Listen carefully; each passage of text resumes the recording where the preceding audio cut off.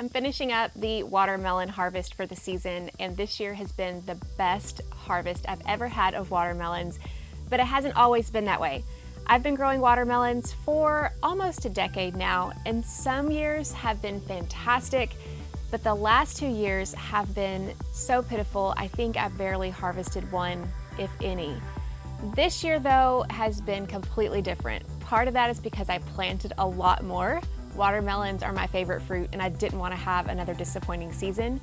And then part of it is because I learned quite a few things that I didn't know before about what actually makes watermelons grow so big, and I also learned the proper time to harvest.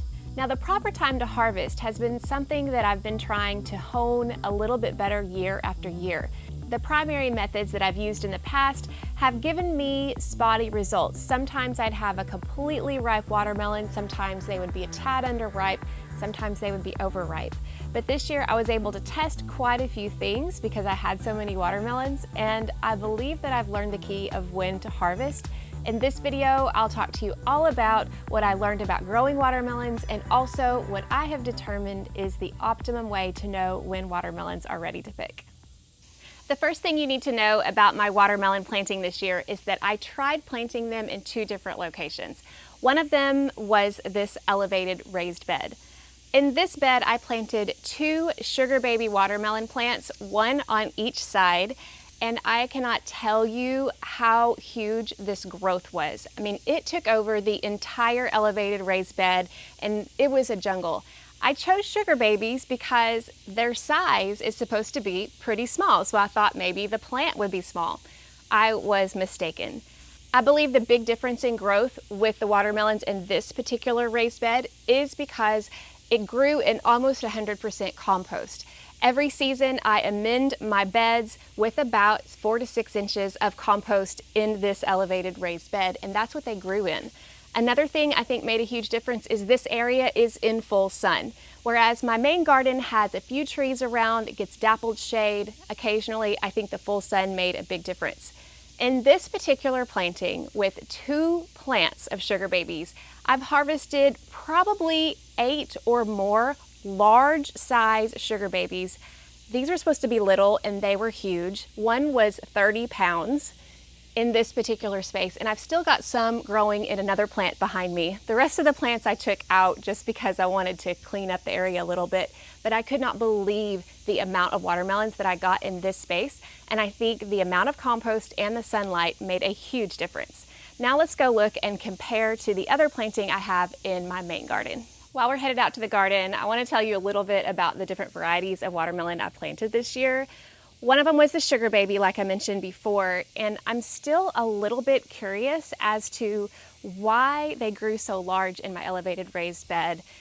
Part of me does think it could be the compost and the sunlight and everything that I talked about, but then part of me thinks maybe I did save those seeds from past years, so maybe they crossed with a larger watermelon and that's why they got so big.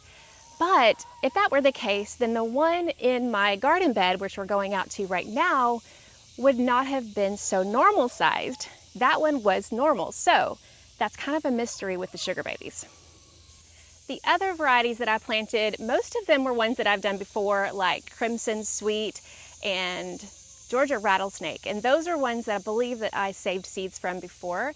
And then I also tried a new one called Orangeglo, which I thought was really neat. It was an orange fleshed watermelon, a little bit different taste. I didn't like it as much as my pink varieties, but I did like it. It was fun to grow. And then I did do a sugar baby out here, like I said, just to be able to compare. So let's take a look at what this planting looks like, and I will warn you, it's the middle of August, and so it's a little bit overgrown, but you'll be able to get a comparison to what we grew in the elevated raised bed to the one in this raised bed out into the main garden. We're headed to the north side of the garden. You see my A-frame trellis that is full of loofah. That was actually supposed to be half loofah and half pole beans, but the loofah took over. And this is my little arch trellis between 2 raised beds. This is my asparagus patch, which is overgrown this time of year.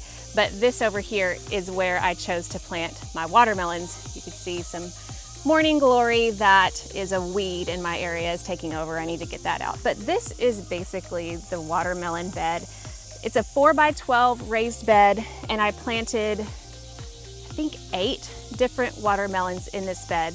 And these 8 watermelons have not produced near the amount of plant material that the 2 sugar babies in the other raised bed did. Now, I think a lot of this is due to the fact that the other one was planted in full compost. I did add compost to this bed, but not that deep. And there's one there that's coming up. And I do believe that the shade does play a part in it. We are on the north side, and obviously you see the A-frame trellis here that probably is providing a little bit of shade, but even more than that, we have a pine tree up here. And then if you go a little bit further around, you've got another tree. And then here we have grapes on an arch trellis. So this is actually a more shady part of the garden than I realized. So I do think that made a difference. So let's talk about the most important thing after we get the watermelons to a point where they are almost or maybe ready to harvest, and that is when is the best time to pick. Now, over the years, I've pretty much exclusively used the Tendril Test. And the Tendril Test is when the little bitty tendril that is the closest to the juncture between the main stem and then the stem of the watermelon turns brown. And what I would do is I would wait till it turned brown and then I would cut the watermelon. Sometimes that worked out well for me, but this year I did it on my first melon. And even though the watermelon was ripe enough and it was actually really good, I do feel like it could have stayed on the vine just a little bit longer. So in my subsequent harvest this year, I decided to wait a little bit longer. I would keep an eye on the tendril and I would watch as it would start to brown, turn from that green to brown very slowly. And then once I realized that it was brown, I would wait a few days, even up to a week, before harvesting. Now, the exception to this is one time during that waiting period, we got a heavy rain and one of my watermelons split. And that's the thing that we don't want to happen, especially if we only have a couple and we're depending on those.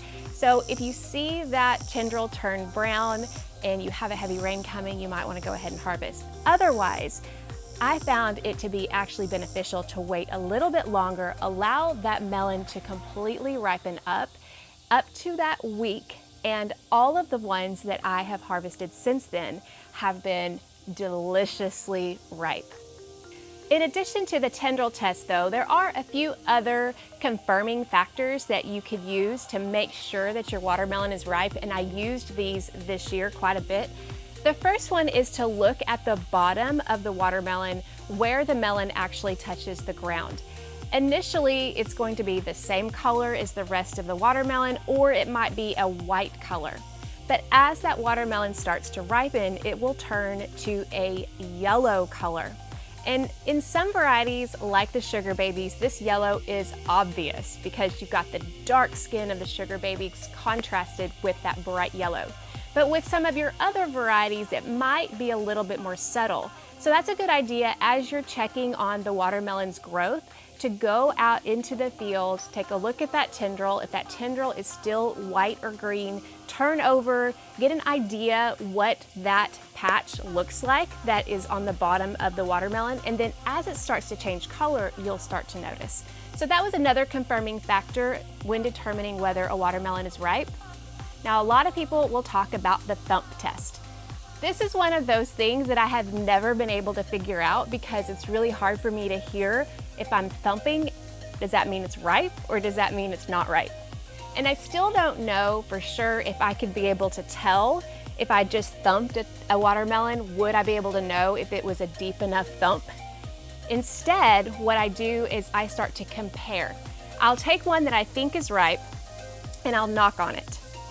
And then I will go to one that I know is not ripe, that tendril is still green, and I will thump that one. And when I do that, I can tell a difference in the pitch of the thumps. The thump you're looking for is a deep, hollow thump. That's what you'll find with a ripe watermelon because it's full of that water, right? Well, the one that has that dull thump is not gonna have all that water, so it's gonna be not that hollow sound. So in my experience, when I use the Thump Test, I only use it to compare. But to me, that is not as reliable as the tendril or the place on the bottom of the watermelon. And then finally, lift your watermelon. It should feel heavy. As the water content concentrates in that melon, the melon will start to be heavier.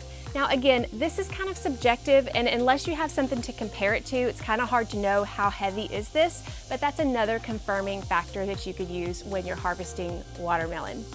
Altogether, I have found that using these different methods in combination, really relying on that tendril the most, has enabled me to harvest all of my watermelons, except for that first one this season, at the peak of ripeness. So we're all learning a little bit every year, each time we garden, and my hope is that you've been able to use what I have learned this season in growing watermelons to be able to grow and pick a ripe, juicy watermelon in the middle of the summer. There is nothing better.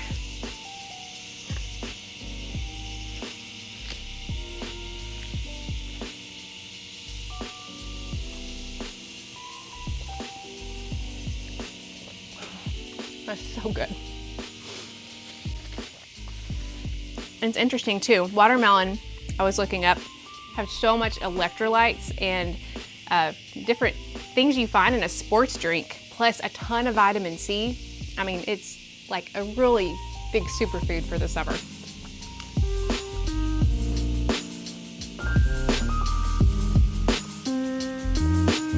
Okay.